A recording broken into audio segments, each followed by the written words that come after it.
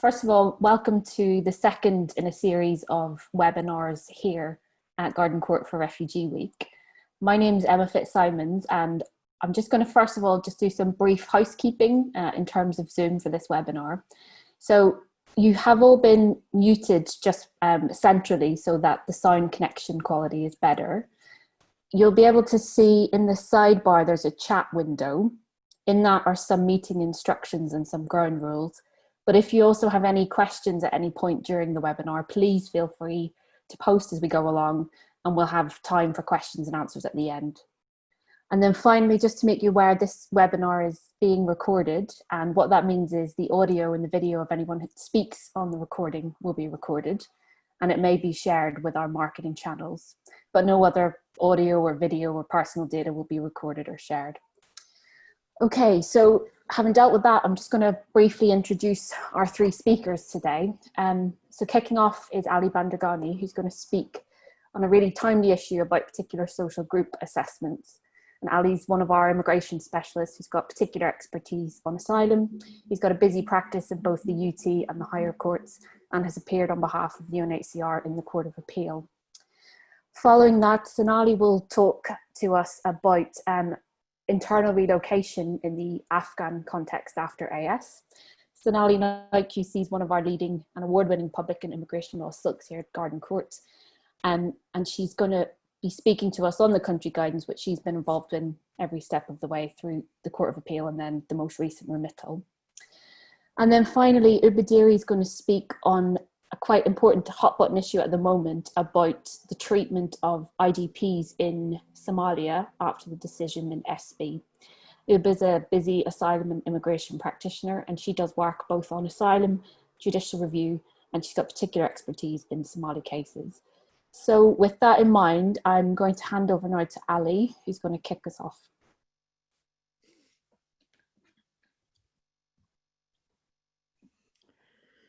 Thank you, Emma. Thanks for that. As Emma's just said, I'm going to be talking to you about developments in relation to one of the convention reasons under the Refugee Convention, membership of a particular social group. You can see from the first slide that this is an area that's been invoked with increasing frequency over the past decade, or perhaps more accurately over the last 15 to 20 years, in fact. States have recognized a wide range of groups as falling within this convention reason, including children, families, tribes, occupational groups, gay men, lesbians, and those suffering from albinism.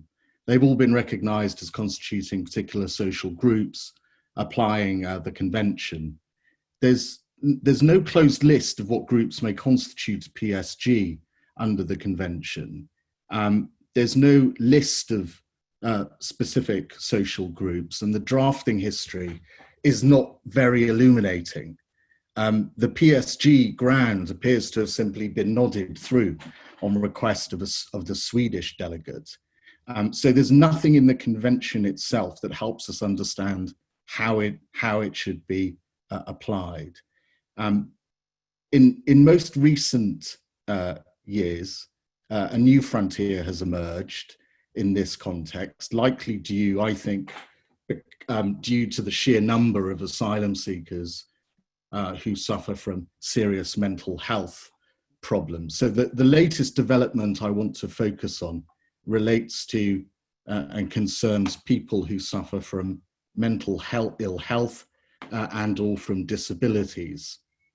You can see there at point 3 of the slide that there's a recent order, consent order from the Court of Appeal in the case of AA Sierra Leone. There was a statement of reasons attached to that. And what it says is that the Secretary of State agreed that people suffering from serious mental illness do qualify as a particular social group. The question that was posed to the court was whether those who are severely mentally ill constitutes PSG for the purposes of the convention. But in the absence of a reasoned judgment, or any more than that, there are a number of questions that remain to be decided on a case-by-case basis. And some of those questions are, does the mental health have to be severe? Does it have to be incurable? If not, to what extent does available treatment in the home country, to what extent is that relevant to determining the existence of a PSG? And must the applicant establish that the mental illness is an innate characteristic, or must he show that he's perceived differently by the society in question, or both? In other words, what's the legal test? Now, these issues and others were considered in a as yet unreported decision of the upper tribunal in the case of DH, and the reference of that is at 3B of the first note. And what I'd like to do is take you through some of the findings reached by the tribunal in that case, by reference to the questions that are still outstanding post AA Sierra Leone. So if we can go to the next slide, before we go forward to looking at what DH said, we have to go back and consider what principles are in play. And that's because neither AA or DH cover every conceivable fact pattern or argument that can be made in relation to what is, after all, a wide spectrum of health issues. So the first point on this slide is the interpretation point of the Refugee Convention. Now, many of you will know that the Convention has been said on a number of cases, in a number of occasions by the House of Lords and the Supreme Court, should be interpreted as a living instrument. That means it can be subject to change. It has an autonomous meaning, which means that it's up to the member state itself to decide the autonomous meaning of the convention. And that what underpins that assessment are humanitarian principles that call for, quote, a large and liberal spirit. And that comes from the case of Hosher and Special Adjudicator 2005 House of Lords case. It's also well established that the way to understand one convention reason under the Refugee Convention is to look at how the others have been interpreted. So this is called the Ejusdem generis approach. I probably pronounced that incorrectly. But what it means is that to understand what a PSG is, look at the other convention reasons and understand how they've been assessed and decided and what their autonomous meaning is by reference to the case law. The third point on this note, on this slide, is whether it's permissible to look at the construction of the convention as the construction given by other states.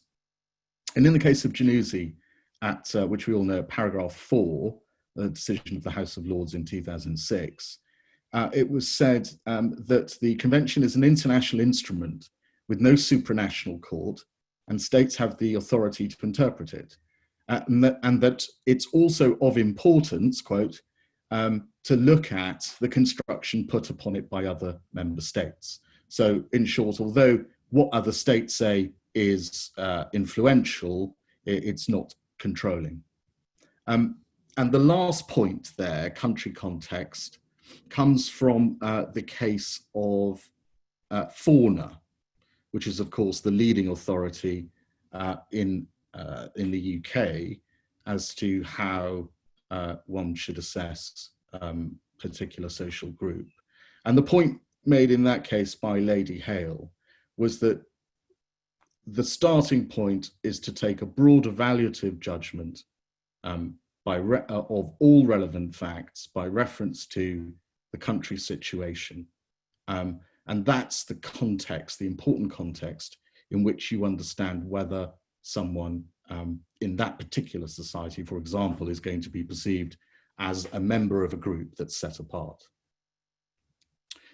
So bearing all that in mind and thinking about the way in which all of that should inform any new construction or any construction of the convention that could be applied to new facts, let's move on to slide 3 and look at the two international law approaches.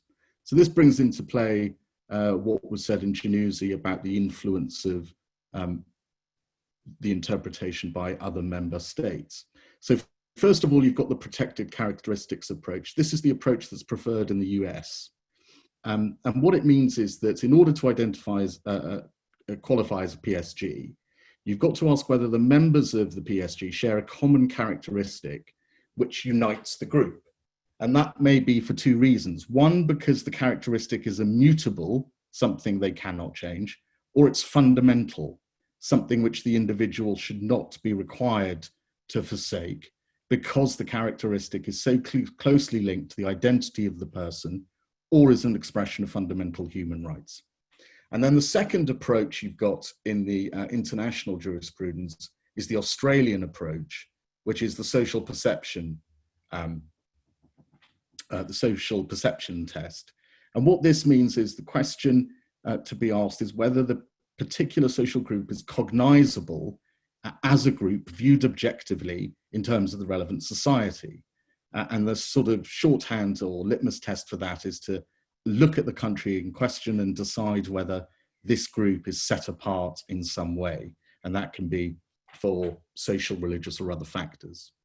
Now, one of the things that we don't know from Sierra Leone, because we only have the consent order and the statement of reasons, is whether the Secretary of State in that case consented to the test being either a protected characteristics test or social perception test.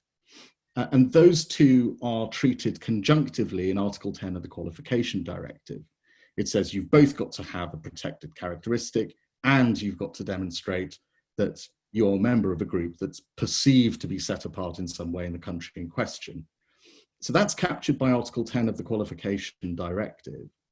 And of course, that stands in contrast to the UNHCR position, which posits an alternative approach, which says if a claimant alleges a social group that is based on a characteristic determined to be neither unalterable nor fundamental, then you go on, undertake further analysis to determine whether the group is nonetheless perceived as a cognizable group.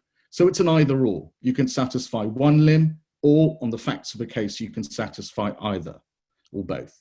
So we see there's a disconnect between EU law and UNHCR's position. And as we all know, I think UNHCR position was approved in fauna, in K and fauna, authoritatively by all the judges, expressly, bar one.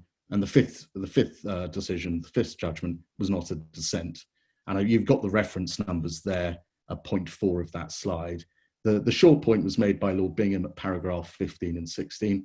The UNHCR guidelines are clearly based on a careful reading of the international authorities, provide a very accurate and helpful distillation of their effect. He noted the Qualification Directive propounds a test more stringent than is warranted by international authority. So that should be really the beginning and end of it as far as what the correct test is. It's a disjunctive test according to the highest court in this country. However, that's not how the tribunals see it. And in a number of cases, especially in the trafficking context, the tribunal have decided to put aside what their lordship said in fauna and reach their own highly literal analysis based on the words used in the Qualification Directive.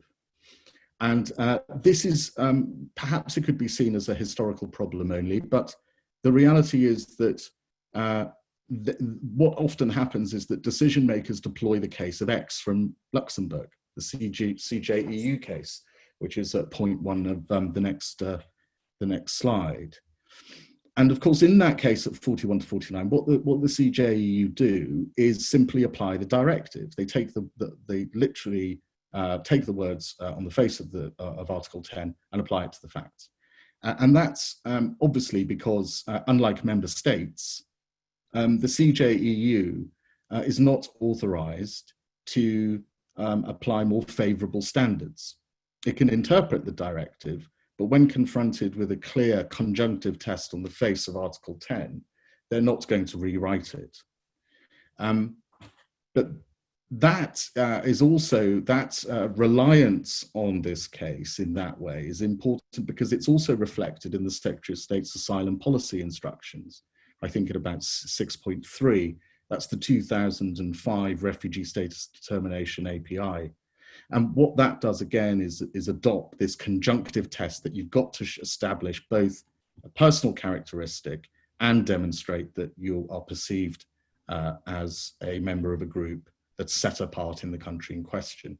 And obviously it's important not to impose that test because it makes it much more difficult in any case to make out your convention ground and in turn your entitlement to refugee protection. So this was one of the issues that was dealt with in DH Afghanistan.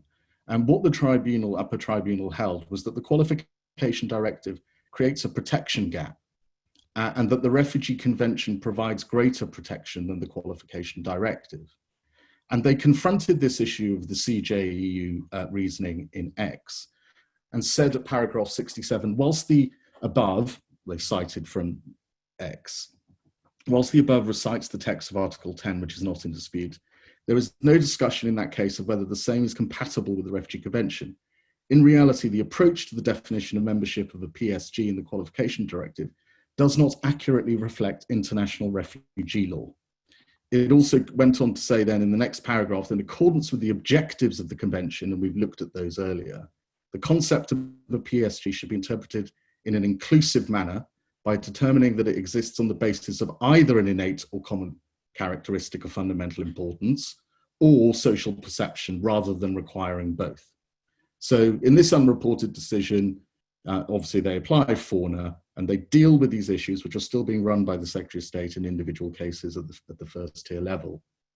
The next issue dealt with in DH is that the social perception test is approved in the specific context of assessing whether those who have mental health, ill health or a disability may constitute a particular social group. So they say, yes, it applies in this context.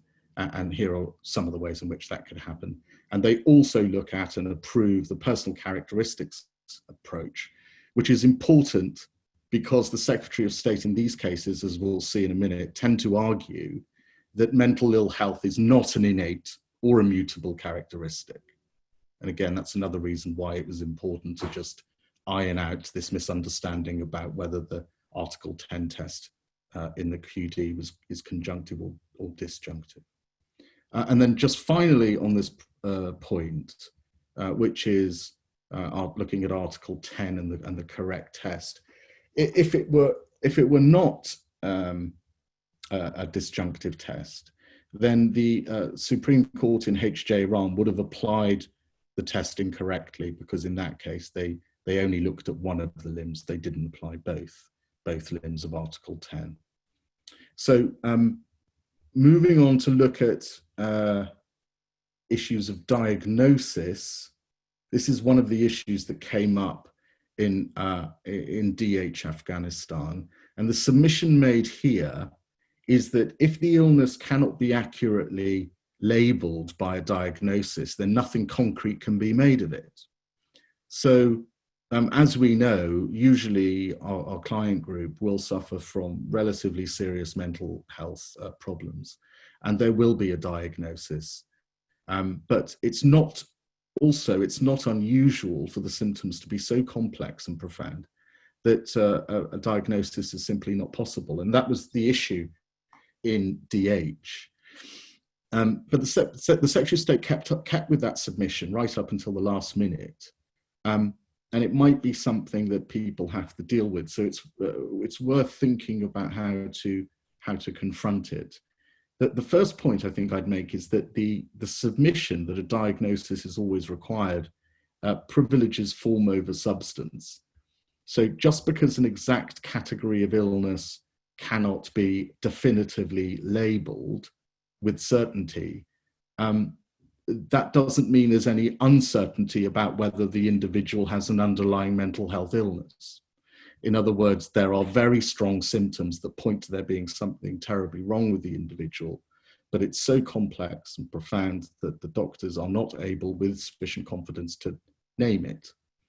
The second point is that there is, in any event, of course, in this jurisdiction, a more positive role for uncertainty. And so if there is any doubt about it, the matter should be resolved in favour of the individual.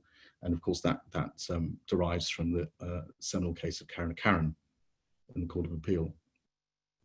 And then if you remember that one of the principles is to look across and look at analogue situations, taking an example, it would be unthinkable that the appellant in LQ, which you remember was a case from some time ago in the upper tribunal, which held that children may constitute a PSG, which it was accepted in that case that LQ was a child and as such qualified as a particular social group.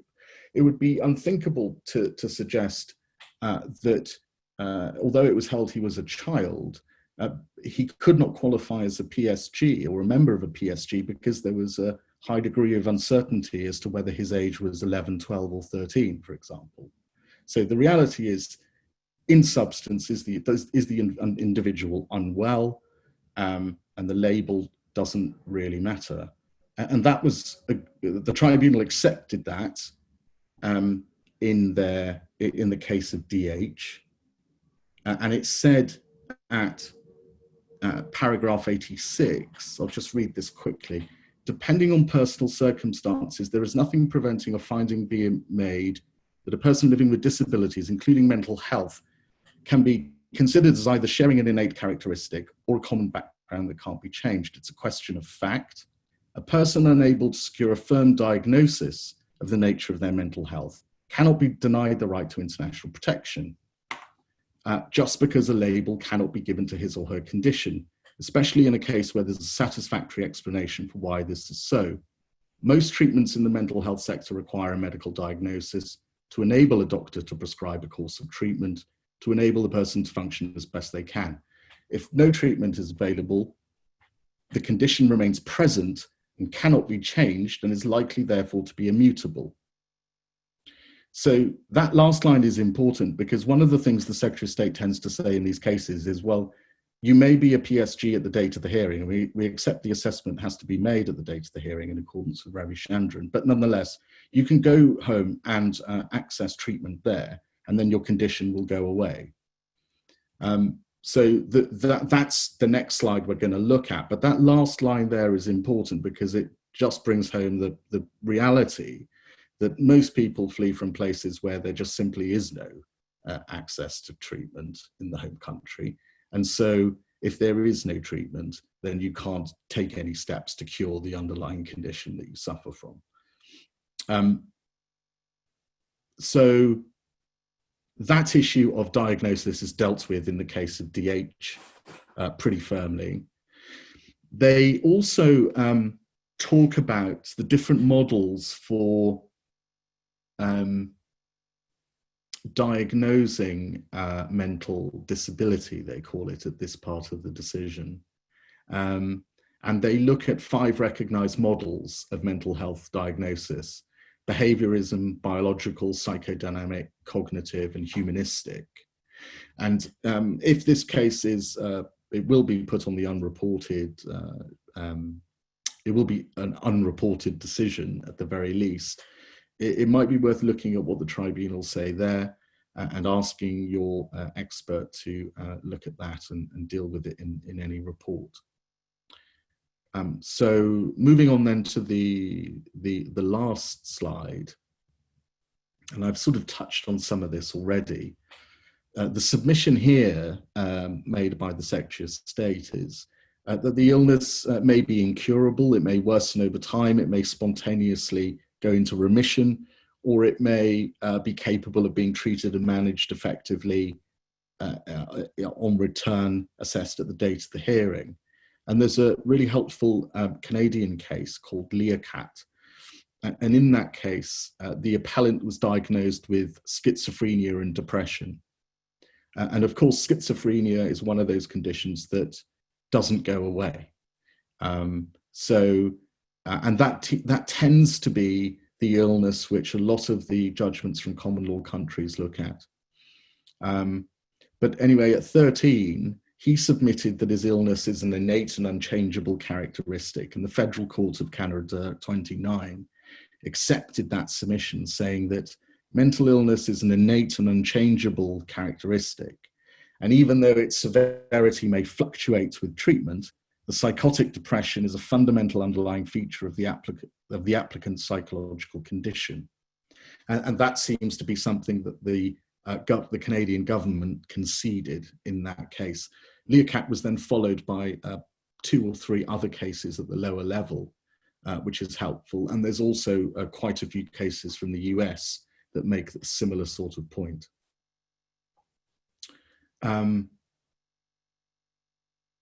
So that helps us to demonstrate that the condition in question may fluctuate. The severity of the symptoms can wax and wane over time, but the strength of your symptoms at different points in time doesn't mean that you don't still suffer from an underlying condition at the date of the hearing, for example.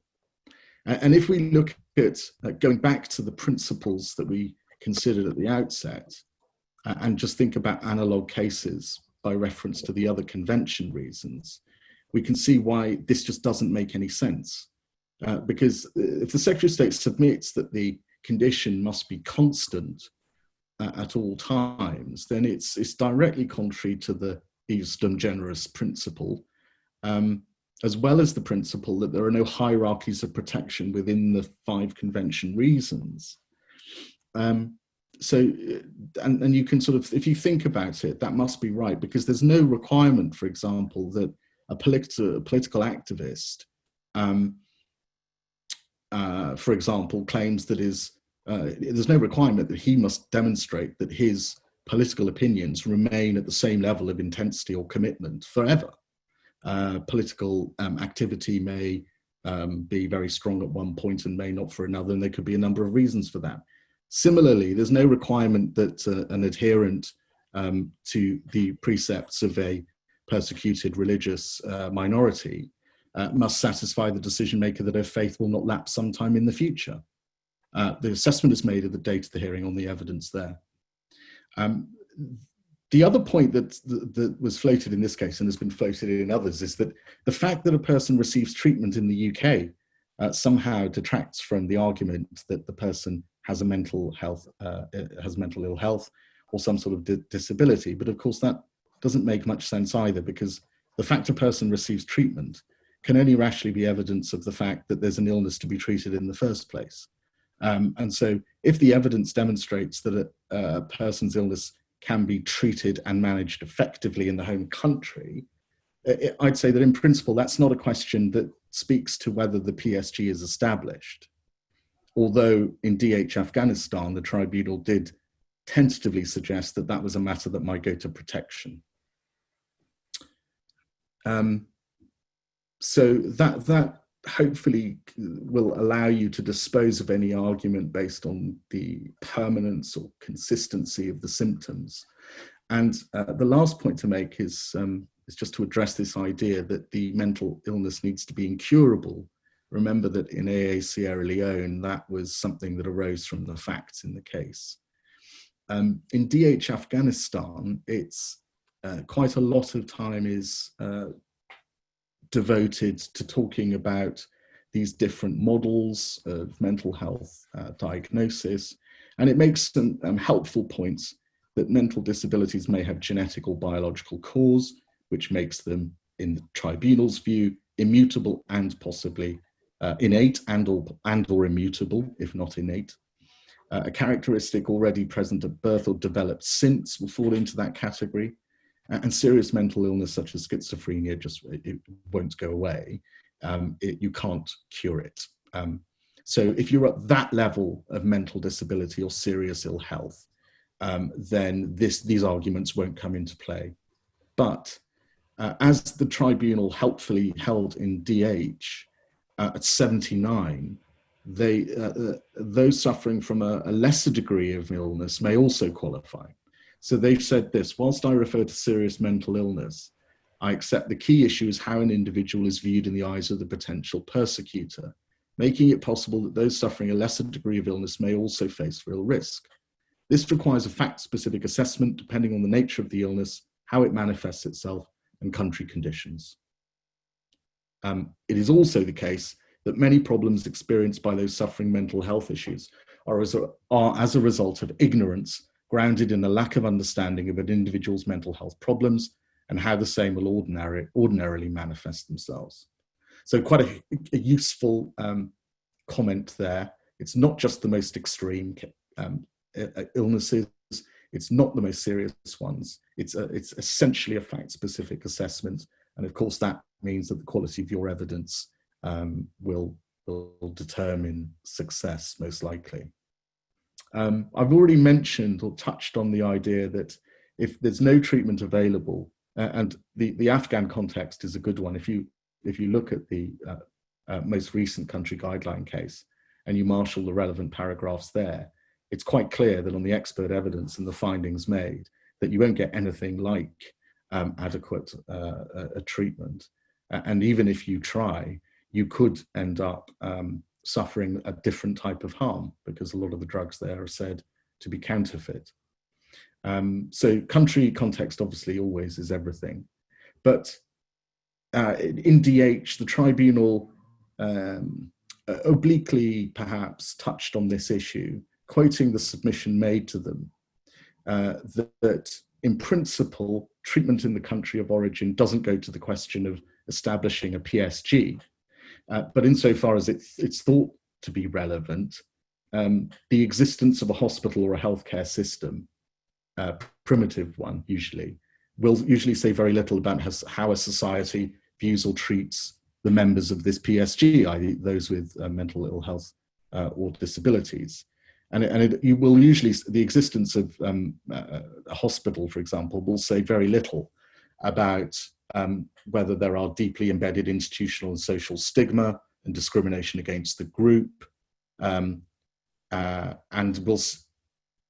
doesn't preclude the requirement to look at whether the individual will be subject to new forms of harm. For example, as we know from countries ranging from Afghanistan to Nigeria, individuals with serious mental health, ill health, are sometimes detained, they're kept in isolation, they're chained, caged, beaten, or even experimented upon in some cases. And the tribunal held that as a general observation, this must be correct, but whether such factors exist and their impact is again fact-specific. So as you can see, there is obviously scope to push the boundaries a bit when it comes to PSG.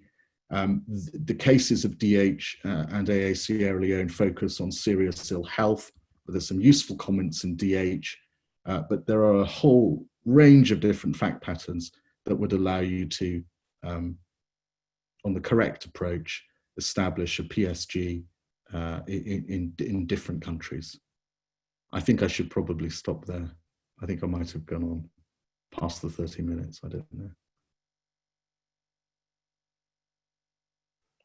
Thanks, Sally. That was really interesting, especially the point that the Secretary of State thought Ravichandran might strengthen up their case when actually you can only imagine benefit the appellant. We're going to move on now to Sonali Naik's presentation on internal relocation in Afghanistan.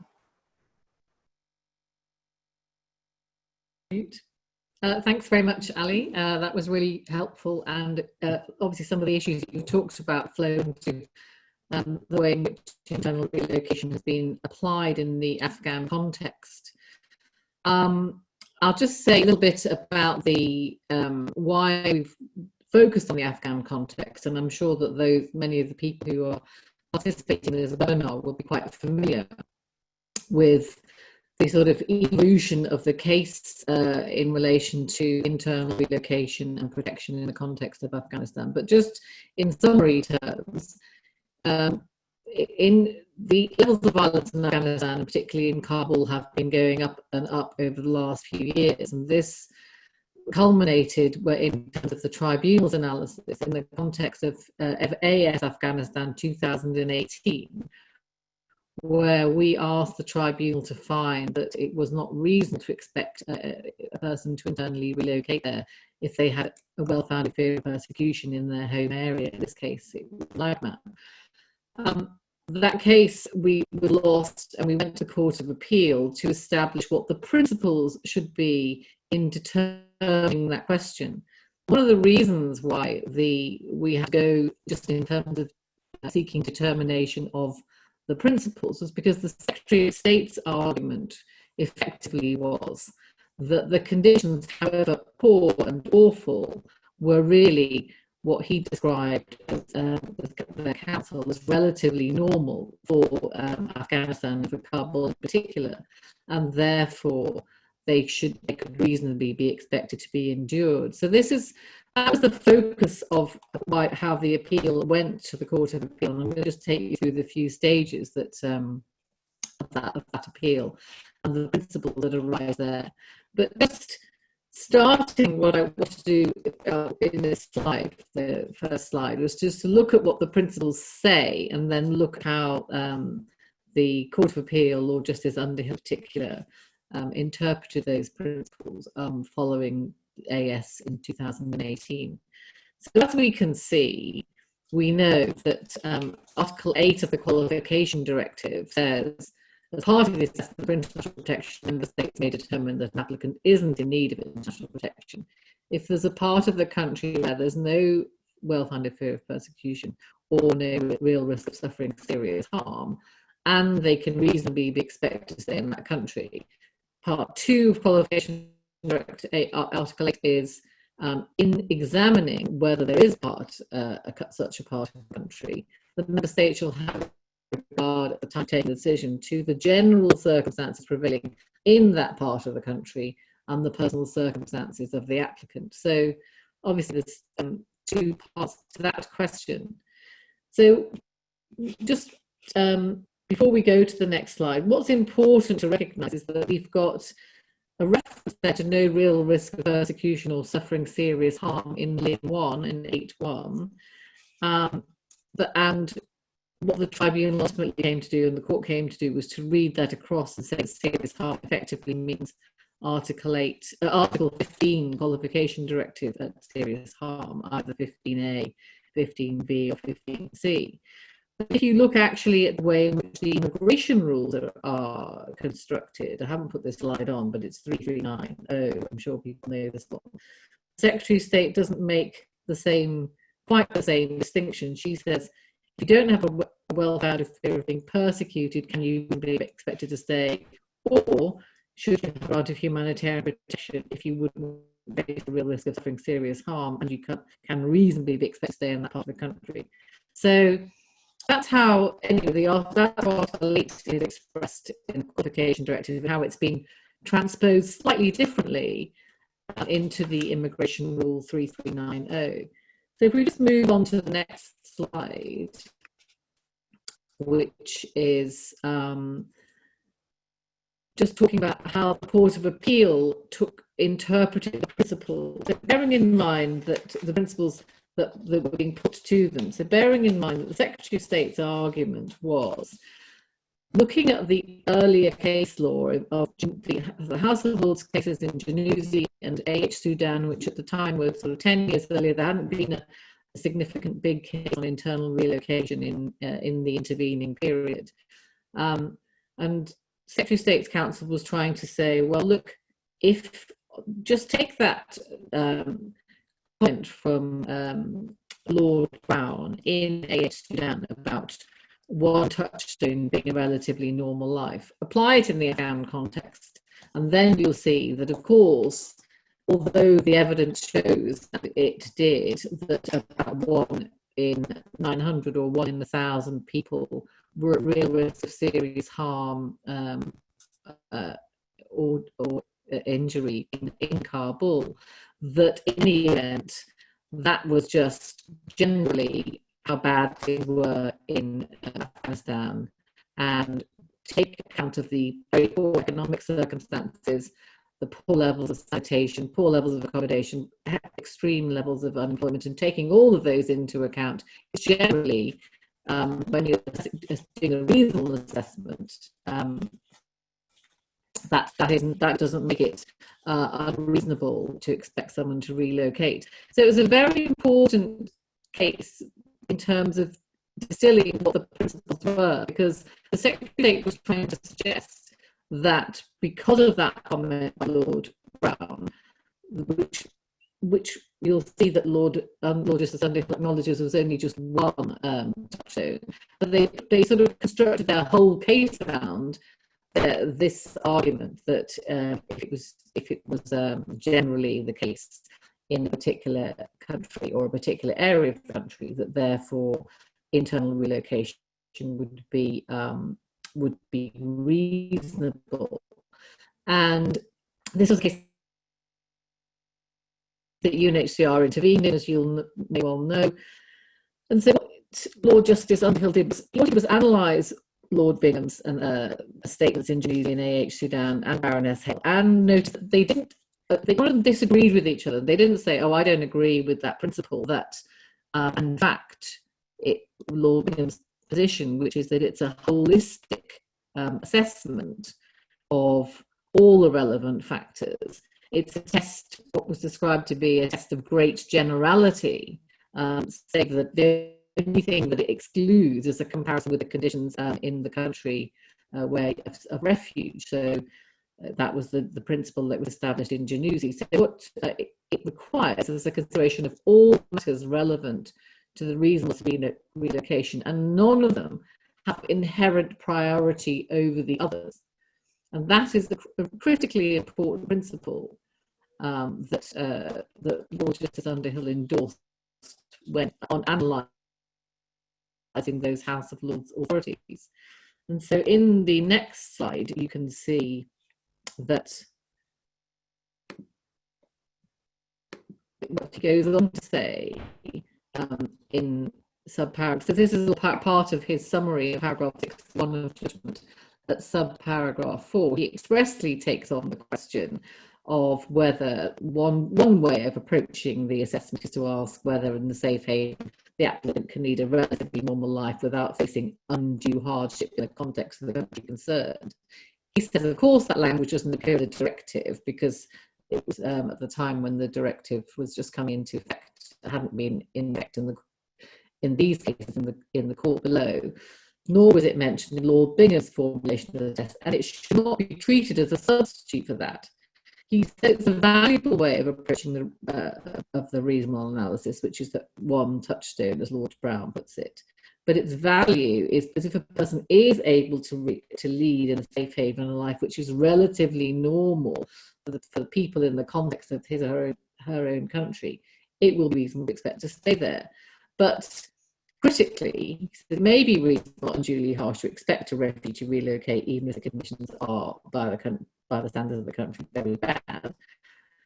But at point 6, he says it doesn't mean that it's reasonable to expect someone to relocate there, however bad they are, even if those conditions are normal or widespread. They may be normal, but nevertheless unduly harsh. So it does is give a broad evaluative position to the decision maker or the tribunal who reached that conclusion as to what is unduly harsh for an individual to endure.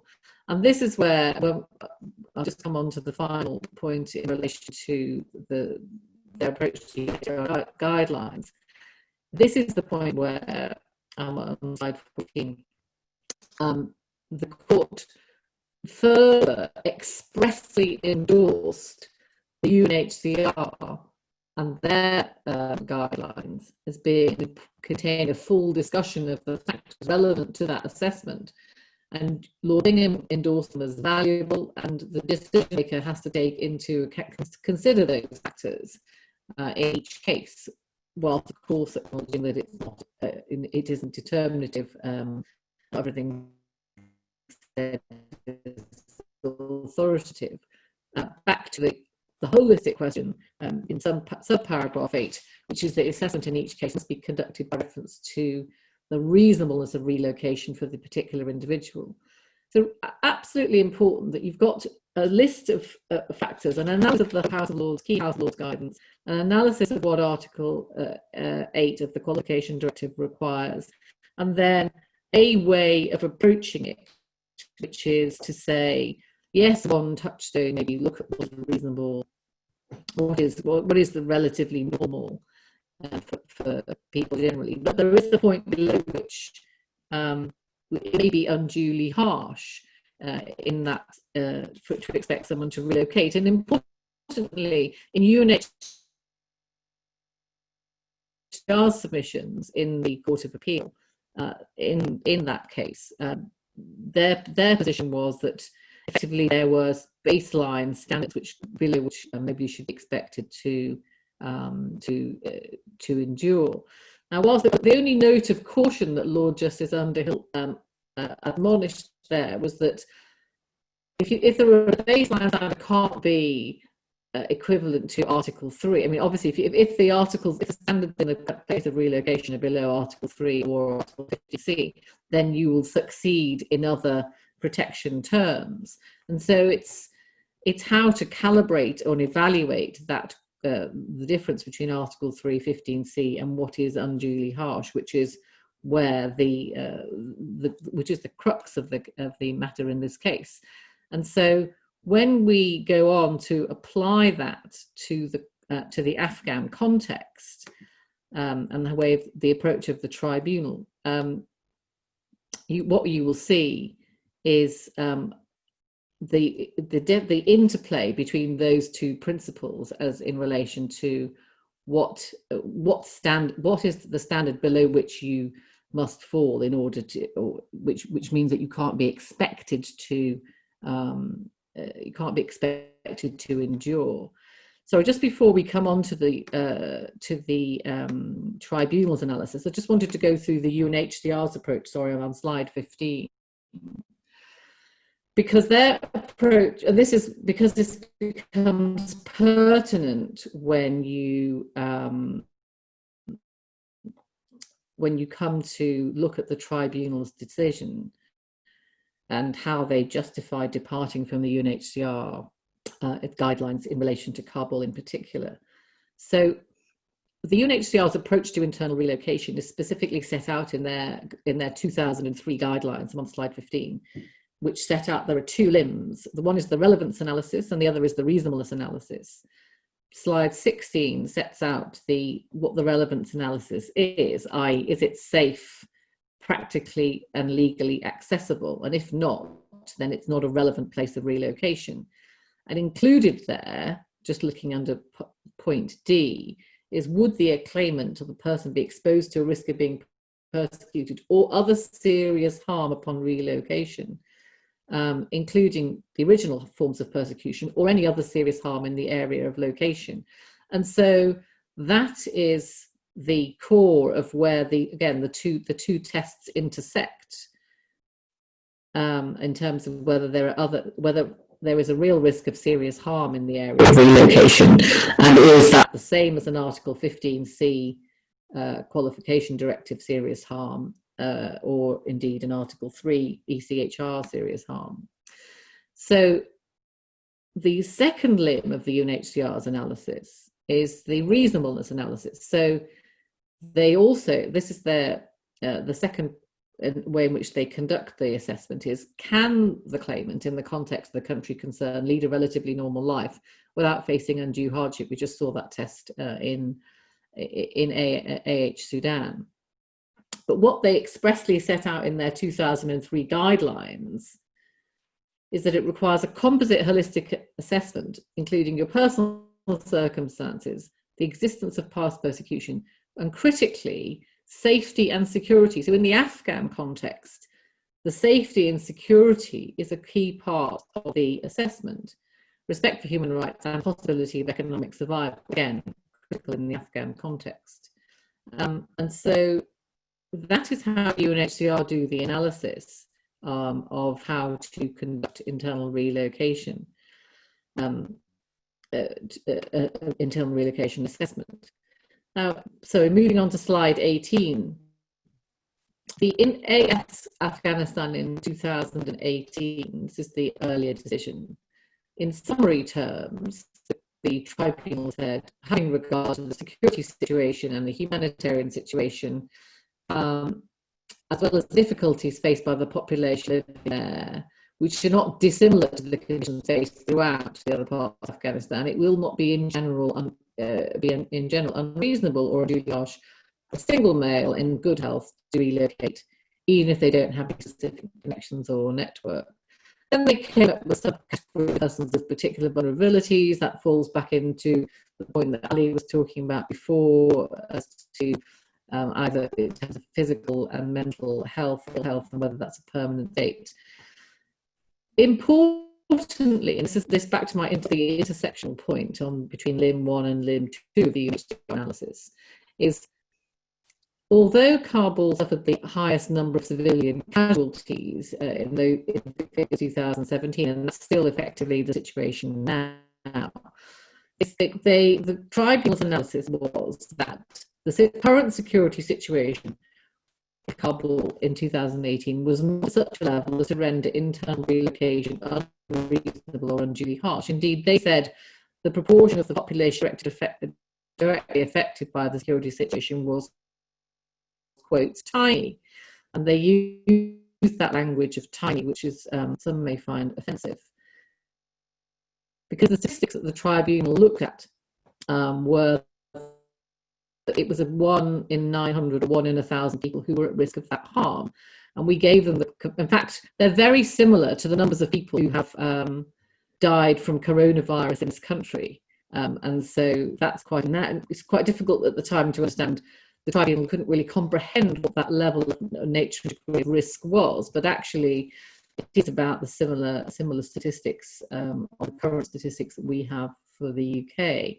We gave them a sort of an analysis of it's equivalent to 50 Arsenal season ticket holders being killed or injured in any 1 year. It's the same, but the tribunal had found that it was tiny.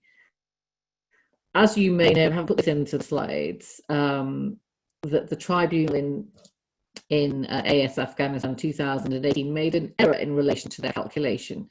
And although I understand that members of the tribunal like to call this the decimal point case, it's quite an important decimal point. If you, in fact, were at risk of injury or serious harm is 1 in 1,000, you record it as 1 in 10,000.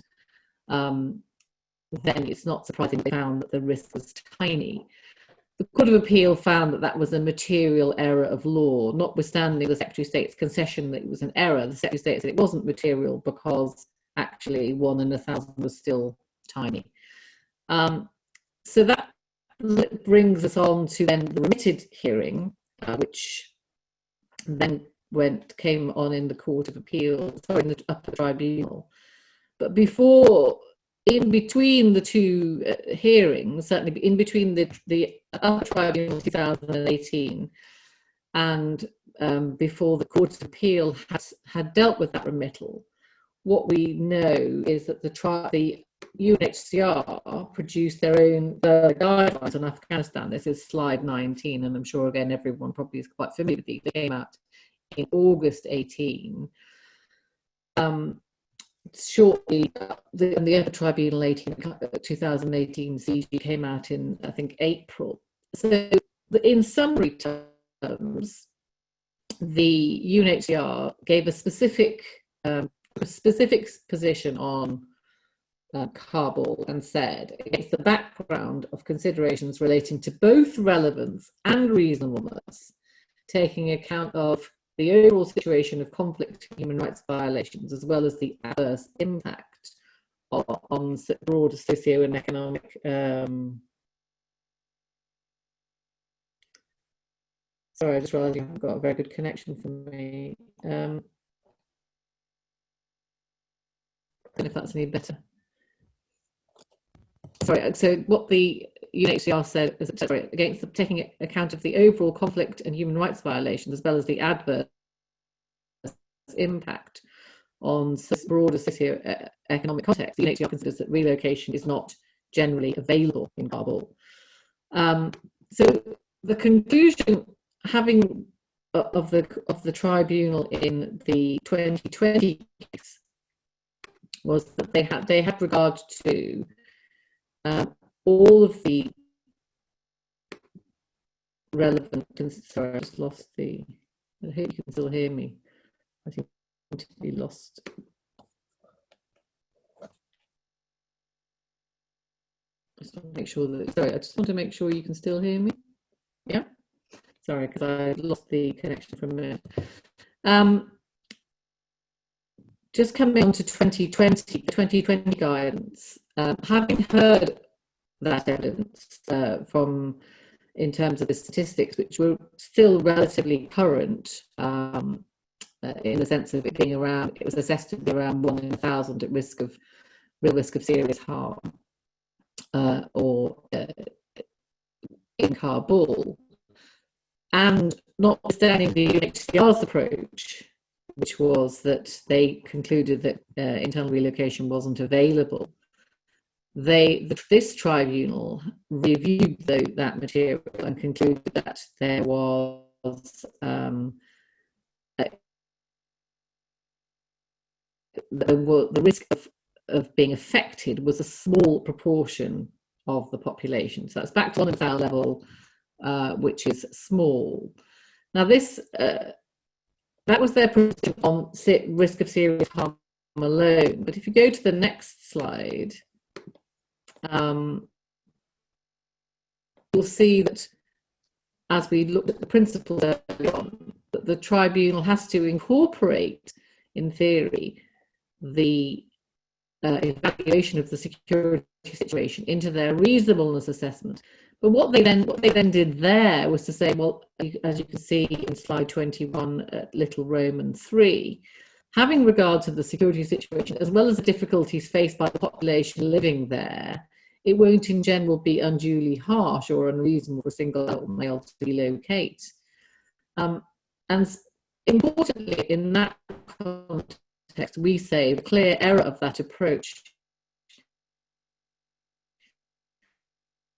is to fail to properly build in, going back to the principles that we looked at, both from Sudan, Tunisia, as the Court of Appeal looked at in AS, and the UNHCR 2003 guidelines, and reached the conclusion that, that in order to reach the conclusion as to security,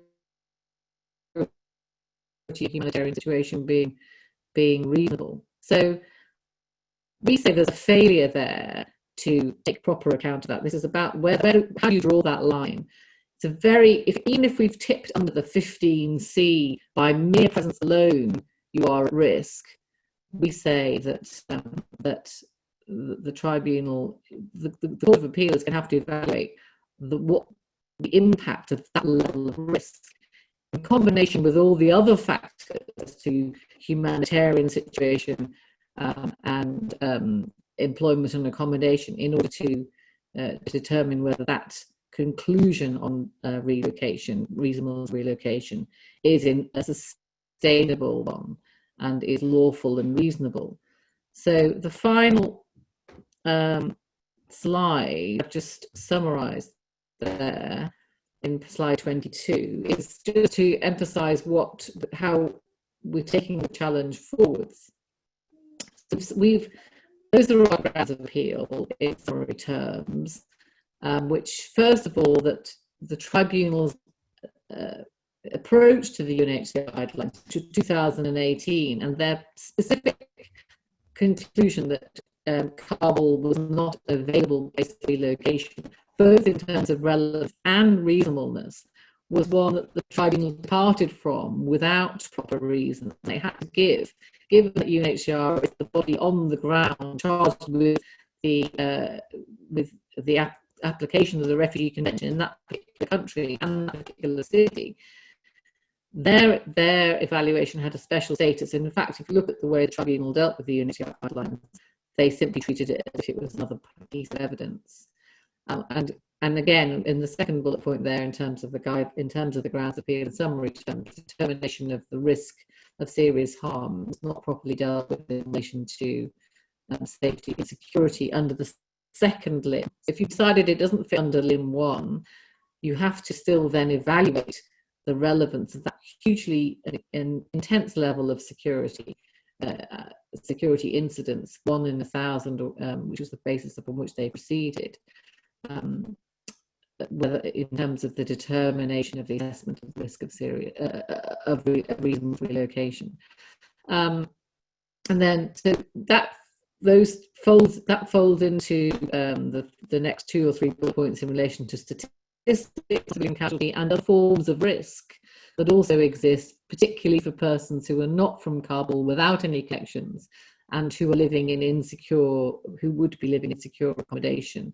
So it's that wider impact of the security situation on people who don't have support structures, don't have accommodation, and in addition to the actual risk of harm which befalls people, ordinary residents of Kabul, if I can put them in those terms, to determine whether they should be entitled to the protection of the Refugee Convention when they have been persecuted in their home area. In our client's case, father and brother murdered by the Taliban, he was kidnapped by the Taliban. That's a question for internal relocation, obviously, and it seems to me that the tribunal have gone way beyond a proper analysis of what a refugee in those circumstances should be required to undergo in order to protect themselves.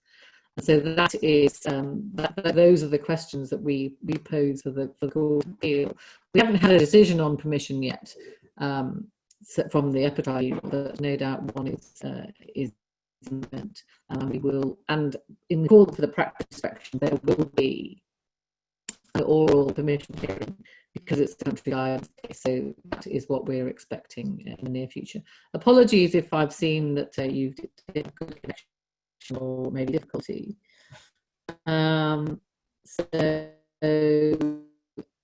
But hopefully you'll be able to hear it on the video if the playback is not available. So thanks very much. Thanks so much, Sonali. We're going to move on now to our final speaker. Ubah Dirie is going to talk to us about IDP camps in Somalia. If I could just flag, if you have any questions at any point rising out of any of the topics today, just to use the chat pane in the side, and then at the end, we'll have some time for questions and answers. Thanks very much. Thank you, Emma. So my plan is really to go to have a whistle-stop tour through kind of what the position is now from the country guidance case of MOJ. It is going to be a whistle-stop tour so that there is time for questions at the end of this session. And all of these slides will be made available to you, so don't worry if it seems like I'm going too fast.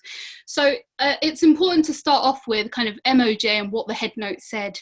And it was quite clear here that if you could fulfill this checklist, which isn't really supposed to be a checklist but is a checklist, then you could have a real run at being successful in your protection claim on HP grounds, as well as maybe Article 3. So you'll see there the points that I've highlighted and put in bold are that if you could show that you had no clan or family support, or if you were not going to be in receipt of remittances from abroad, if there was no prospect of having access to a livelihood on return, and the likelihood would be that you'd be living in an IDP camp, then you would be successful on HP grounds. What that resulted in from 2014 is that there were a couple of years, at least a good few years, where we were being successful in the tribunal. So from when I qualified, so MOJ came out after I'd qualified as a barrister, and it was about 3 or 4 years of being able to go to the tribunal, and even if you did not have good facts, say for example in a deport, and the threshold had been passed, so more than 4 years offending, if you could show that that individual had been absent for an extended period of time, remittances were not available to them, and that it was likely that they'd find themselves in an IDP camp, we'd be successful on human rights grounds, which was good. But all that changed with the case of Said in 2016. And then you'll see there what it says at paragraph 31, where it says, I entirely accept that some of the observations made in the course of discussions of IDP camps may be taken to suggest that if a returning Somali national can show that he is likely to end up having to establish himself in an IDP camp, that would be sufficient to engage the protection of Article 3. Yet such a stark proposition, of course, and effect would be inconsistent with the Article 3 jurisprudence of the Strasbourg Court and binding authority of the domestic courts. And then he goes on to explain why the position would be different from Sufi and Ilmi. And then following on from Said, we get to the position, there are a few cases in between, but we find ourselves with the case of SB, which SB was represented by colleagues Ronan Toll and David Selwood. And this is what the headnote does. It essentially closes off the HB category, which was opened up by MOJ. And you'll see there where it says the conclusion of the Court of Appeal in Said was that the country guidance did not include any finding that a person who finds themselves in an IDP camp is thereby likely to face Article 3 harm. And then it says, having regard to the high threshold of D and N in the European Court. And then it notes that in remaking, and that's what it's highlighted there at paragraph 75, an Article 3 claim advanced in respect of general living conditions, as opposed to a risk of direct result of violent activities, will need to meet the high test of D and N. So, and I appreciate that I haven't addressed it here. There is an elephant in the room of where we're left with AM Zimbabwe in the Supreme Court. And I'll speak to that afterwards, and maybe there can be some questions and maybe a helpful discussion about what that means. But what does this mean for your case? Well, the reality at the moment is that with sympathetic judges, you might need to just elaborate on what the specific harms are in IDP camps. So you should be, or I would say or suggest that you should be arguing not just the general living conditions that someone might face, but also that there might be sources of harm that flow from the state as well as non-state agents due to the situation of general dysfunction.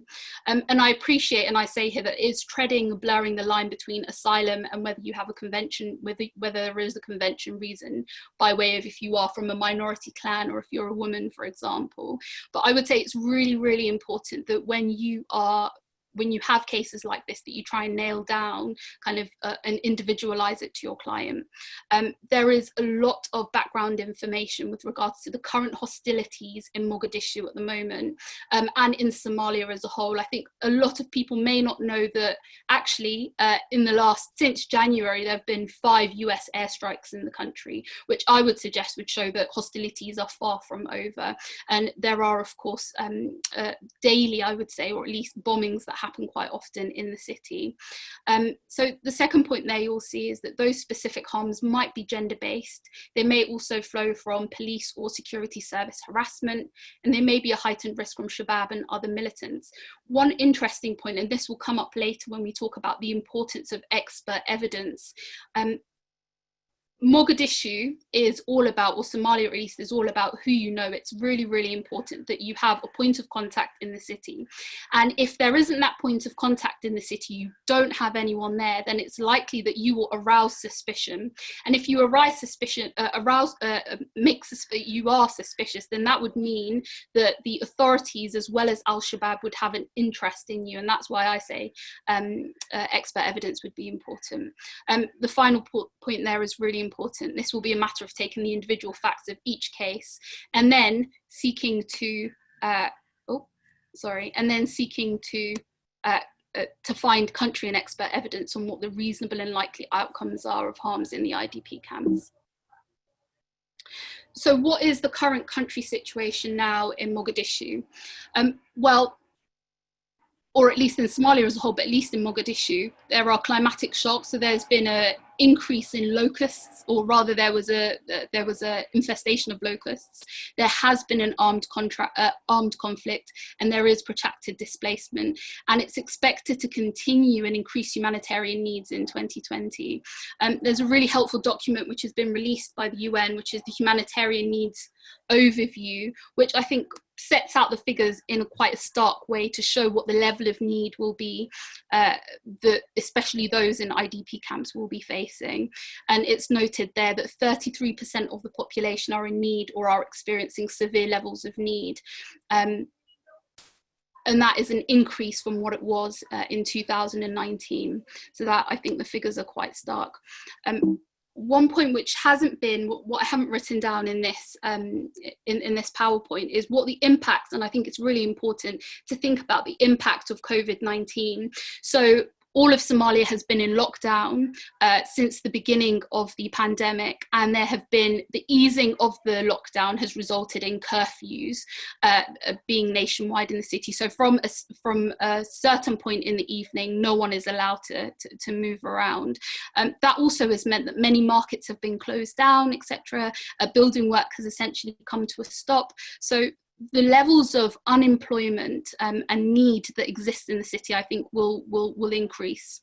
Another point to consider is that for Somalia, remittances, and we've seen in MOJ that remittances plays an important role as to whether that would be available. It's estimated that about $1 billion US is sent by the Somali community to people back home. The coronavirus, we know, has had a massive impact on diaspora communities, especially BAME communities, and the Somali community hasn't been hasn't been separated from that. A large number of Somali people in Sweden as well as in the UK have passed away. So it's really, really important that when you are considering or putting forward your client's case and thinking about what the country situation would be, or if it's said that remittances might be available, really what the level of assistance would be. One thing that isn't really, I think, out there in the wider objective evidence, which I think requires expert evidence, is the fact that the cost of living actually in Mogadishu is really very high. I know that Mary Harper in her expert reports really goes into this, but the amount of money, I know some other experts say that maybe you need $100 a month to survive, but actually the cost of living is really, really very high in Mogadishu. So I would say that those are other points to be kind of explored. So what is the actual evidence that exists with regards to harm in the IDP camps? And actually, the Secretary of State CPINs are really, really very helpful. Majority clans and minority clans, you have that CPIN from January 2009. The one on security and humanitarian conditions in South and Central Somalia are from September 2018, and also the one on women facing gender-based violence. Now, that is 3 years old. I would really recommend this. Really show, even though this is helpful, it really shows the importance of having up-to-date expert evidence. That is, I think, what I want the take-home point to be, that if you are running these cases on IDP camps in particular, if your client's facts are not the best, that actually expert evidence is sought so that this can really be nailed down. So what does it actually say? I'll go through what it says on women first, but it's quite stark there. 2.3.7 of the respondents, or rather of the Home Office's CPIN, quite clearly says a woman without family or friends, clan connections, and who is not able to approach her family because of her fear based on domestic-based violence, domestic abuse or violence, or without resources in general, is likely to be at risk of sexual and gender-based violence on return. And then there's also other references there. What I've done is collated all the key points, all the helpful points of the CPIN. Sexual violence 4.2.8, which is at the bottom right-hand corner. Sexual violence is particularly widespread in IDP camps, with some camp administrators, also known as gatekeepers, reporting to have forced girls and women to perform sexual acts in exchange for food and clothing. And the position is the same. I mean, the evidence, I think, is quite stark on women. But I think the biggest issue really is when it comes to minority clans or young men, who most of my clients tend to be, of what position that would leave you in. And again, from the CPIN on minority clans at 2.4.6, members of minority groups who've become internally displaced persons who end up living in an IDP camp in any part of Somalia may be particularly vulnerable to face discrimination. Clan networks extend to IDP camps, and there have been a report of minority groups being unable to access basic services and gatekeepers restricting their access to aid. Gatekeepers, I think, will be a main theme when we're considering IDP camps. There are so many IDP camps in the city. I think it's estimated that there are about 800 informal camps that exist. Some are official, some are not. But one of the points which is explored further on is the fact that there are a number of illegal evictions that happen. So once you find yourself in an IDP camp, alongside all of the conditions that you might be facing, which I would say have deteriorated because of the conflict, as well as other humanitarian conditions that have been created by the drought, etc., and by COVID-19. It's quite important that we see that. Okay, so minorities continued, 8.13. You'll see that most cases of abuses within the IDP camps, this is the point with gatekeepers as well as perhaps it being state-sponsored, most cases of abuse within IDP camps and environs are carried out by government-affiliated people. And then it shows that there's limited and minimal support for IDPs. And this, I think, is really important, that when we say that one potential route for arguing that this isn't a kind of strict end with the changes that have been made by AM Zimbabwe, or the modifications that exist, I think actually this is where we find ourselves in Sufi Ilmi MSS territory. You'll note there are 8.1.4 IDPs face a lack of access to justice and basic services, gender-based violence, forced recruitment, restriction of access to humanitarian assistance, and these are generally managed by gatekeepers who tend to be members of the clan that owns the land and the camp is on. Reports of gatekeepers restricting access to aid for IDPs from minority groups are common, further exacerbating the situation for already vulnerable people. With no militia to protect them, security in IDP camps is a serious issue. I think one of the other points that I've previously discussed with colleagues is this distinction between minority and majority. Whilst I think the consequences for someone from a minority clan will be more severe in an IDP camp, it doesn't mean that your experience, that if you do come from a majority clan, that you're sitting pretty, as it were. Mogadishu, like I've said, is all about the contact, or Somalia rather, is all about the contacts and the people that you know that you have. There's no sign at the airport, if you're a returnee, that is telling you to turn left if you are a member of X clan, and that they will be able to provide you with some kind of support. That just simply isn't the case. So I think that's something that needs to be kind of really considered, that even if you do have an appellant who is from a majority clan, all isn't lost. I think there are a number of points that can be made. One of the points that I've seen in reports from Mary Harper again is the fact that actually those young men, or just men in general, who may come from a majority clan but may have criminal backgrounds, because there isn't that point of reference or someone who can lay claim to them, that they are at risk of perhaps being affiliated with Al-Shabaab. And there's a lot of mistrust, like I said, so it's important to kind of work out what the specific facts are. There are some more points here with regards to the IDPs of informal settlements and the fact that they are at risk of eviction. Here in the September 2018 CPIN, at 7.4.1, most forced evictions of IDPs take place without warning. Alternative land or housing is rarely provided, pushing those affected towards remote districts where livelihoods are a struggle. So I think it's really important that actually when we look at the respondents' own guidance, it's actually really, really helpful in making the arguments that we need to make. At 7.4.7, it's noted here that there is a growing demand for private and public land, and that since there has been a withdrawal Al-Shabaab in the city, I think there needs to be a bit more of a consideration of that. They still are very active in the city, but at least a visible withdrawal from the city. There have been increased difficulties for IDPs in finding land where there isn't a risk of eviction. So there is this consistent threat that's hanging over the head of people who find find themselves in these situations. So what my final thoughts are on this, by risk of sounding like this is Jerry Springer, is that actually, number one, and I think David Selwood might be on this seminar, is that I think SB is being appealed to the Court of Appeal. I don't know if they've been granted permission yet, but I think expert evidence is really, really, really important.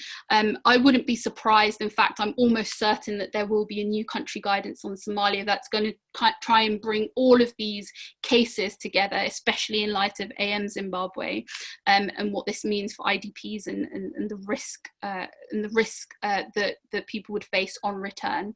So this is far from over. I would really stress and emphasize how important expert evidence is, and really nail down with your expert the conditions in the IDP camps, what risk factors that your client, if you tell them what your client's profile is, what additional risks they may face in these IDP camps.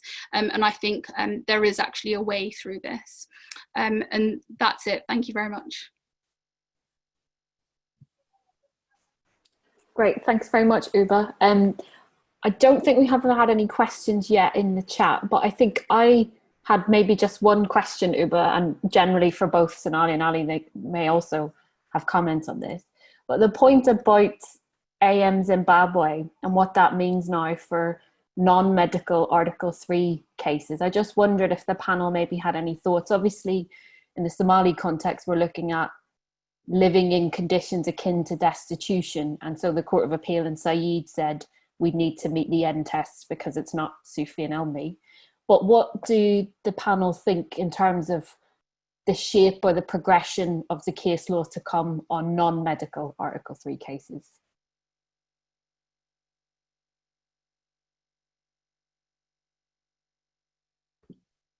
Oh, well, I'm going to let Ali answer that. But I just thought, I hope you can hear me now. I apologise for I realise what's been going on with this connection. I mean, it's obviously a progression, a positive move. There's an obligation on the state to make inquiries. That those procedural obligations can't be underestimated. And I think we've seen in the past, I mean, it's relevant to when people removed, how they're removed, as well as the broader context of what happens in the appeal. But we really want to welcome that. Ali, sorry, my internet connection said it's unstable. Do you want to just take that over, Ali? Yeah, I think as far as the Article 3 obligations go, it certainly could be expanded beyond medical cases to any case, theoretically, where you have a Article 3, the facts of the case engage Article 3.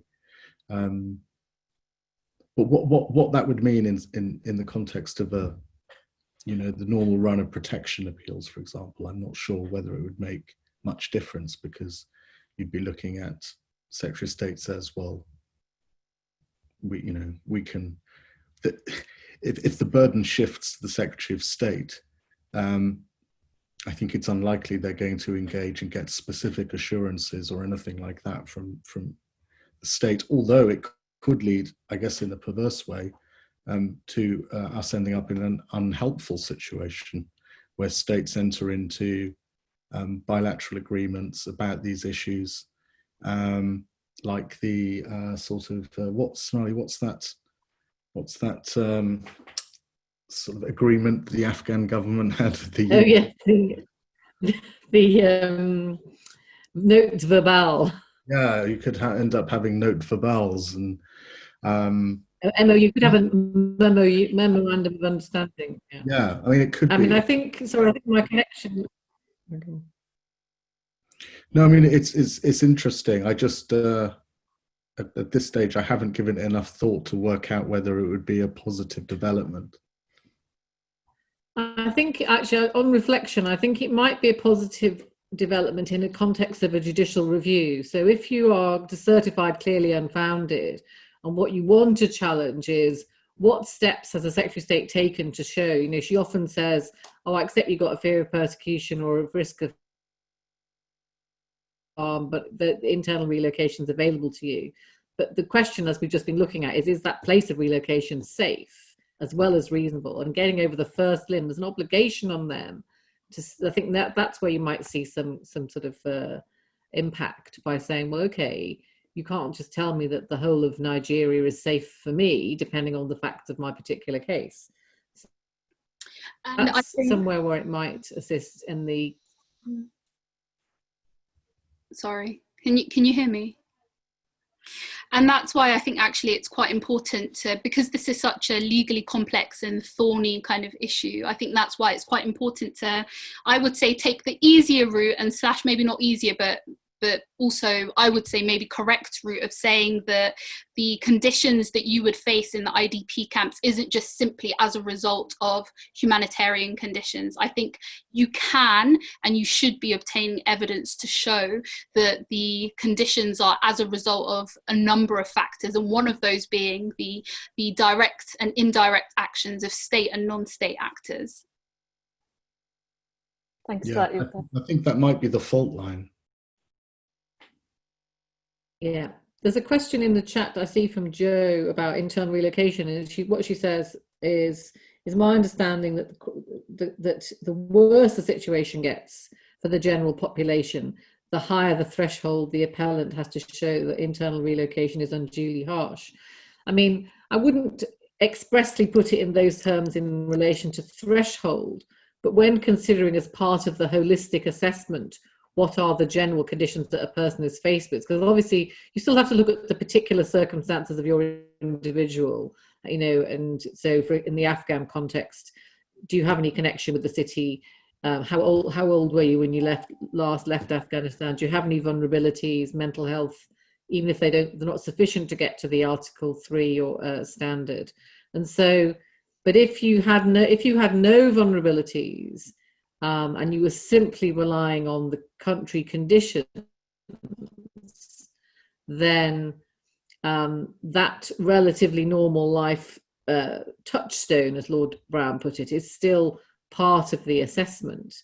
And as I say, what we're trying to show in the Afghan context is what is the intersection between, even if there's a high rate of casualties in Helmand, but that isn't an urban population. So what we can show in Kabul is that there's a high rate of casualties in a very densely populated area, which has psychological and other effects.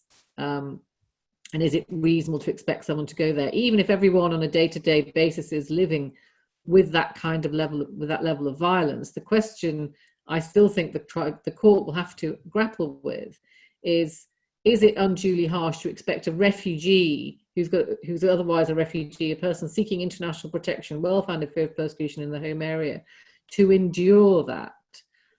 So whilst I agree that the worse the situation is, generally that does contribute to the threshold question, it's not a complete answer to it. That is in part how both tribunals in 2018 and 2020 tried to interpret it. And it is relevant, and you remember back to Sudan, the same sort of point about this is generally how people live in IDP camps, and generally how people live in Sudan, and even generally how people live in Africa. Apparently, that's what was one of the things that was said in Sudan in the tribunal. But I think we still have to be careful, really careful, to interrogate how that evaluation is done, and not allow for that kind of it needs to be really coherent and cogent analysis of what is unduly harsh. And it's gone a long way from the original principles about undue harshness in some of the earlier Sri Lankan cases that we had in the 80s. And I think this is Sudan is the low point, and currently AS is also a low point.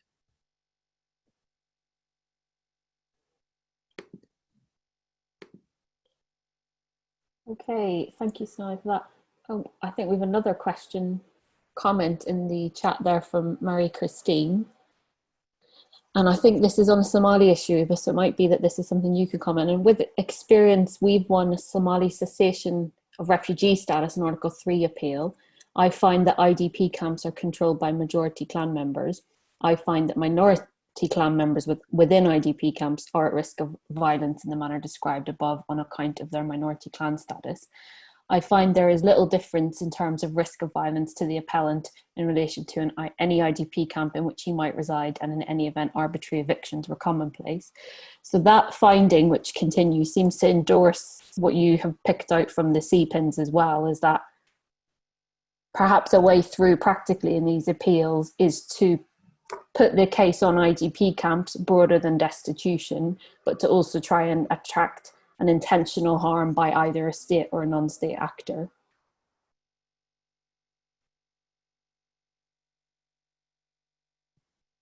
Yeah, I'd agree with that. Yeah, I'd agree with that wholeheartedly. I'm not entirely, I mean, when it comes to who the gatekeepers are, even though the evidence is quite clear that if you are from a minority clan that you're more likely or you will face discrimination, I don't think that, just to emphasize that if your client does come from a majority clan, I don't think that their chances or the likelihood of their case succeeding will be any less. Once you find yourself in an IDP camp, like I said, I've repeated it like 5 times, I'm very sorry, but Mogadishu and Somalia is all about who you know and having a point of contact and a reference. So I can be from the biggest clan going, however, if I don't have a contact who can co-sign me in the city, then I am at the mercy of everyone else. And also, how do you know if I'm from a majority clan if I've got no one who can really back me? So it's all about having someone who would be able to say in the city, yes, I know this person, they're from X clan, but you could assert that you're from a majority clan, but how can you prove it if you don't have anyone in the city who'd be able to back you? Thanks for that, Ubah. I don't think we have any more questions, and we've just gone a bit over time now. So unless I think there's any further comments in the next couple of seconds, I think we'll draw that to a close. I'd like to thank the 3 speakers for giving up their time for speaking to us today. And I'd also like to thank everybody that's come along today and yesterday to help celebrate Refugee Week with us in a rather odd way in a very strange time. We hope that you find the series useful. The slides and the recordings will be made available in the next couple of days, and they'll be sent out over email to anybody that registered to join. Thanks very much. Take care. Great, thank you.